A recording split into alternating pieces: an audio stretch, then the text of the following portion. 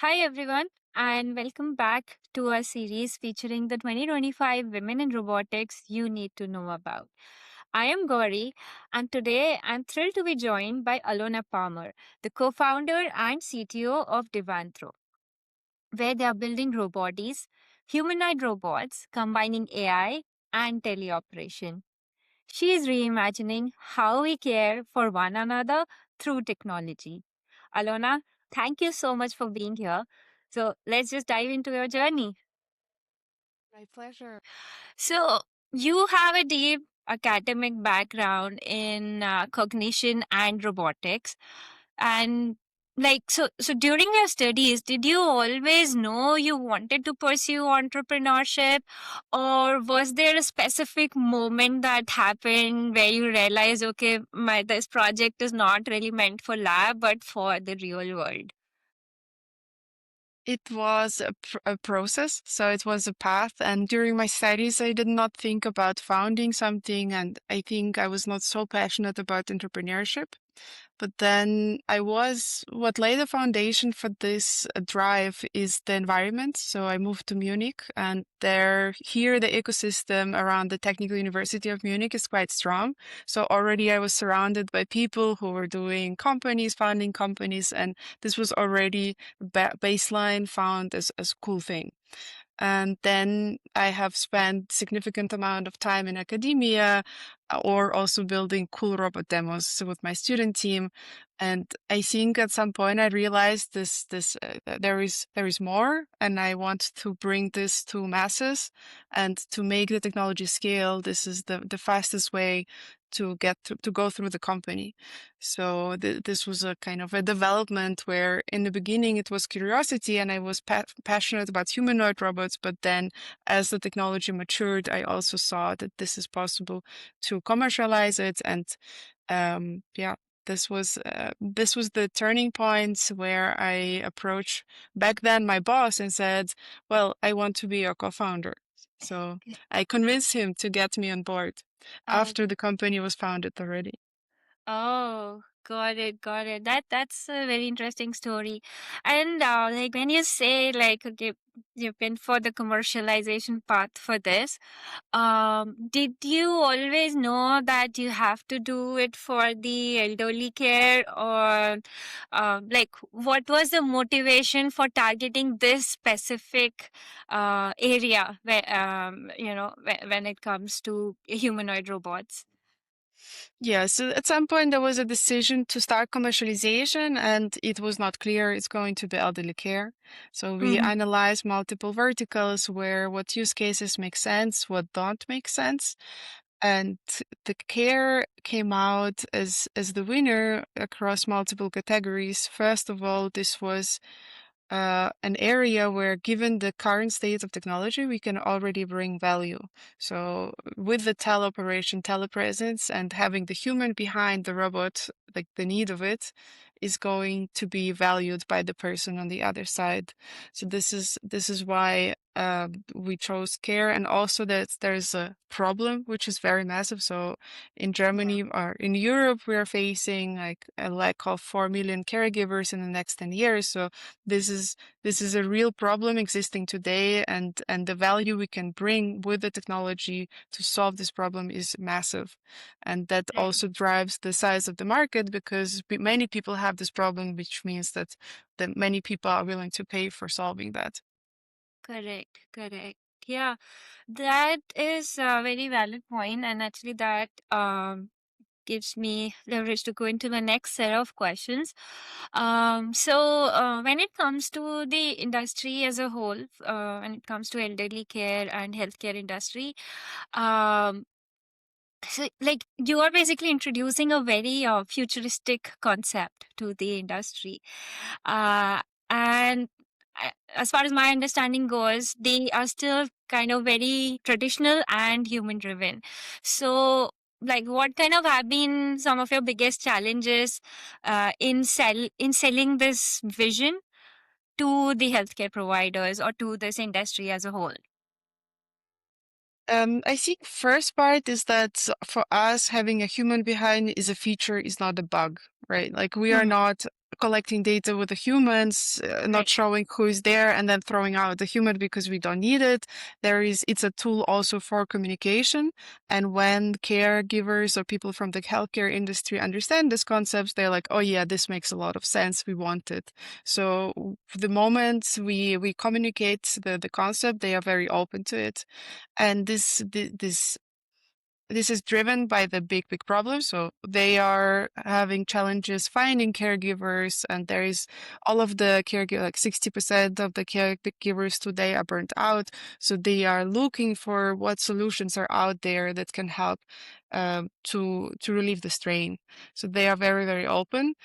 Hmm. And I think the challenge actually is meeting the discrepancy between expectation and reality when it comes to robotics. So we had meeting with the manager of a care home in Germany, and in his mind, robots are already capable to do everything. So he was having this expectation of having the same functionality he sees on the videos to Yeah. have that in real life.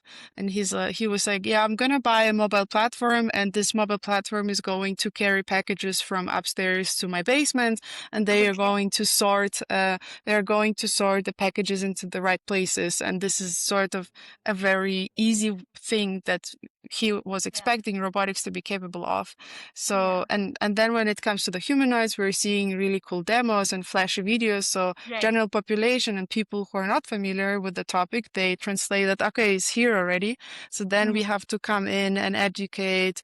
No, there is the problem, like it's Hmm. not translating from the lab to the real world, and the real world is very different, and every time you move the object, it's like the robot needs to learn that. So that this is a big challenge that we have been seeing.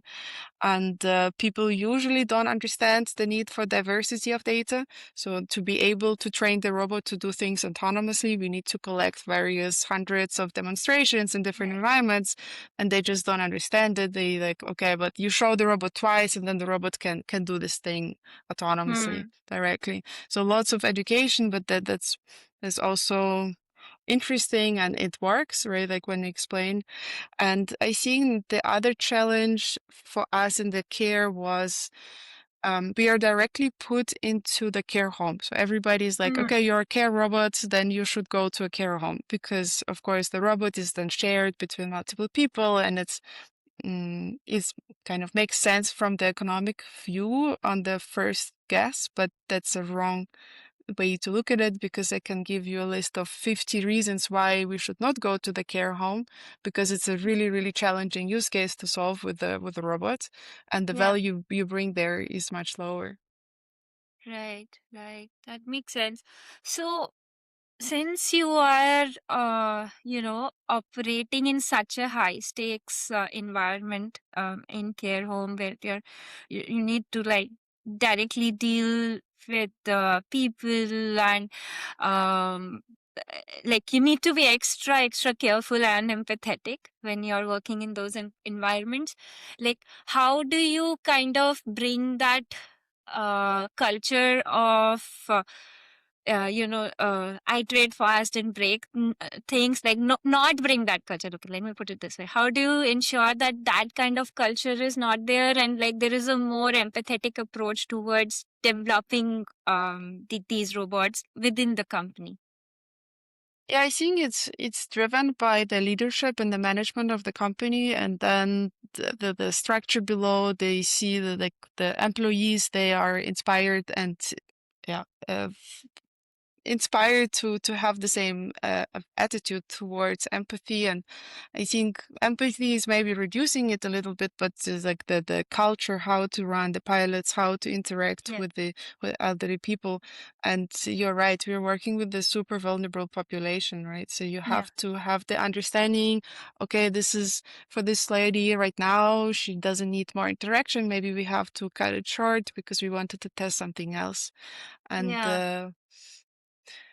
it's it's impregnated by people, I think, and right now in our startup. And when you can see the development of the robot, so it's also reflecting empathy in a way, because our robot shows the face of the teleoperator, so you can see Mm. the 3D avatar of the person and the motion of the eyes. And this is coming out of our understanding of what our user wants and how, like, our user didn't tell us we want the face, but we recognize this from the pilots and test experiments we're running. Got it, got it.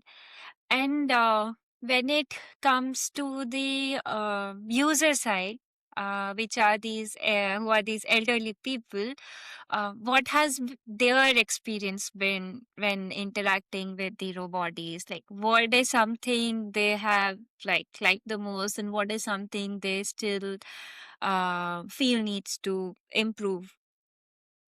Yeah, so by now we had over 20 deployments and around 300 elderly people who directly tested the robot. So I Wow. can speak from the data, like how Yeah. how they are interacting.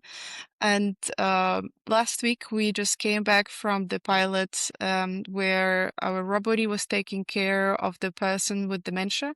So Yeah. Robody was living with the person who could not otherwise live at home on her own. Okay. And Okay. I mean, this was something I've never seen before, to be honest. It was the lady had tears in her eyes on the last Wow. day of the pilot when she was saying goodbye to the robots and to the caregiver who was teleoperating the robot, Yeah. and she loved it. And this all of these 300 other people that we tested with, they also loved it. And that's Wow. one of the biggest challenges for us to communicate to the outer world, like, hey, elderly people, they love our robots and they want to interact with it. And the number one feature every one of them brings is that there is a person behind. So they Mhm. have the personal relation to the teleoperator. They see the face. This number two things. Okay, I can see who there is actually, and understand, make eye contact, and that's a big driver for the acceptance. And what we are Yeah. seeing also, this relationship to the operator behind the robot is also translating to the robot. So they not only like the person, but now they trust the robot as well because there was somebody inside that they like. Wow. And to answer the second part of the question, maybe what they don't like or what could be improved. For example, right now, the arms of the robot are long, quite long. So Mm. they want it to be shorter. They want it to, or like they understand that this is not so similar to the human. So they remark on it. But Mm. I have to say the elderly people are much less critical than the general population about the robots. They like it as it is. Oh, nice. That's very nice. Especially that story you said in the for the first story you said that the woman had tears in her eyes. That says a lot. Like, okay, they have a lot of acceptance for this, and which is really good. I mean, it's like it's what value you bring. You know, this person, Yeah. she was reliable on her children to Mm. eat, to go to the toilet, to go to bed, to do anything in her life. And Yeah. now she got her independence back because the robot is there and they cook soup together. So the robot and the lady collaboratively can now secure Yeah. this part of the day, which is she's not able to cook the soup to warm up the soup because of her dementia. She doesn't understand what's Yeah. the sequence of the steps are needed. Yeah. So, one follow-up question. When I was doing my master's, one thing which one of our professors said that people who are basically on the availing side of this, like the elderly people or people with disabilities, they actually don't like robot doing everything for them, and they want them to be enabled to do things rather than robot doing everything for them and they just instructing the robot. Is this something you have also realized? Do elderly people prefer like a complete reliance on the robot, or they prefer that, okay, no, it's more of a collaborator, as you said in this example? this lady. What we are seeing is that there is a collaboration 100%. And also, that's not what we want to do. We are not creating a butler for an elderly person because Yeah. if they have a butler, they're gonna deteriorate even faster. So Mm, our goal is to maintain the ability of the person as high as it's possible. And when we are yeah. cooking the soup, the robot is collaborating with the elderly person. Can you get this from the fridge? Or maybe you can pass me that thing. So then people are not feeling exactly what you're saying, like they have their own freedom to do stuff, and Yeah. this is also promoting their health and longevity because the robot Yeah. is activating the person. And in this dementia pilot that we ran last week, on Monday when we arrived, so the pilot was been limited to 1 week. The lady was really passive, so you would talk to her and then she would say yes, yes, yes, yes, Mm, because she didn't understand or didn't engage, didn't want to engage in the conversation. And yeah. after this 1 week with the robots, she was ecstatic, like she was Yeah. telling everybody about the experience. It was really talkative, and you can see the difference. And a lot Yeah. of it is not only the communication, but physical activation and doing things together that were happening with the robot. Right, right. Cool. That's pretty cool. Now let's move on to the next segment, which is more focused on the female participation and leadership in this industry. So like what we have seen like in robotics in general, that it's driven by specifications, right? Like if I want to design a robot for a warehouse, I first come up with all the specifications and um like hard specifications like speed, torque, whatever, right? But this kind of an application where where you're working with elderly people and you're deploying in such high stakes environment, you need to prioritize social intelligence and empathy. Do you think you being a female co-founder for this, has played a role in how you see this product? And like, how do you think other industries or like other companies operating in this space can also think about when they're developing a product like this? I think it's not a coincidence that I'm doing care applications because I am the person I am. So this is what makes me passionate to work about next to the people and develop robots that are interacting with the people. Yeah. That said, I don't think I'm the only driver. So, like, while being female and having a male co-founder, I'm lucky to have a very empathetic co-founder who is Yeah. also contributing a lot. So, I think it's a really, really nice founding team, like the balance in the founding team. So we don't have arguments around empathy because we're on the same wavelength. And yeah, as I said, this helps a lot educating our decisions, the design decisions in the robot, such as face. Like before, our robots, they had very cute face. You have big blue eyes, the Disney kind of robot that everybody loves.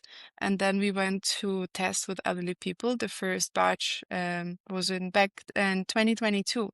And we noticed they recognize the voice of the caregiver, but they don't look at the face because there is literally zero information in this cute face that could help you during the communication. So this has then, like, first step we understood that's using empathy, that we can like improve the user experience by adding the face display to the robot. Okay, got it, got it. Yeah, that makes sense. So my next question is more around fundraising in this space. So hardware, AI, robotics, they require massive capital. So in your experience, uh, have you faced any kind of negative bias when pitching such a moonshot idea to the venture capitalists, especially because you are a woman, or um, like has that not been the case? And if that has been the case, like how did you deal with it? Of course, there is bias. Always there is bias, I think. And I think there is not only female bias, but there's ageism bias because I'm Oh, also mm, younger yeah, than the peers, let's say. So I noticed that. But actually, it doesn't hurt. It helps. So the standing out for me, it's rare to have a woman CTO in a robotics company, so that mm, makes you more unique, or like it's going out of the crowd. And during fundraise, that's also helping, and especially now. So I'm very lucky with the time because this is celebrated. Like female founders are celebrated, female CTOs are celebrated. So yeah, I think it's playing. It's playing in our hand, and it's helping to progress, to see also to have visibility in certain areas. yeah, Um, that said, during the calls with VCs or potential investors, there is still an art of learning the interaction with them. And what I have been discovering is language. So how mm, do you speak is very important, and there are different ways of communicate. So is something about turn taking, how long is the pause that you're allowing a person before they speak. And usually for me, oh, I yeah, give like 2 seconds for the person to finish, and then I start talking, but others jump in earlier, and then I feel like I'm cut out of the conversation. Or the length of the answers, the intonation, so on. And I think language and how we speak is a very powerful tool to to change the perception, or like to drive the perception of others, of women, during yeah. conversations like that. Wow, that's a very interesting point. I never actually thought about it, about the language part. So okay, yeah, that was a very interesting conversation. Before we close this, I have like one final question for you. So, like, you have been now wearing this hat of a CTO. What currently you feel is like the best part of your life in this role, and like what is something you're enjoying the most right now? Something that I'm enjoying the most is seeing the users that are having the robots and seeing how they transform through the journey with the robot. That's something that fascinates me. It's something that gives me the energy to go and build and come back to them and have a better product. It's Yeah, just like really, really powerful. And you can see this change, the shift of understanding what is robotics and what it can do for us, not only elderly people, but families, and the value it can bring potentially, and kind of yeah, closing the gap between the market and now. That's something that's really, really fascinating, and doing something nobody done before is so much fun. yeah, yeah, yeah. That's pretty cool. So thank you so much, Alona, for sharing your story, the experiences, and everything with us and our viewers. It's inspiring to see how you are using robotics to solve such a fundamental human challenge like the care gap. I hope our viewers would learn something from this conversation and it would take a bit from this and take it along in their life. Thank you again, and yeah, to the viewers, see you in the next episode. And I hope more viewers will go into robotics and build Yeah. very good products. Yes, yes, that's the hope. I mean, I think like one thing from these conversations is that if we can have more women inspired, listening to people like you, and think that okay, they can also do it. That would mean that our goal is solved. Amazing.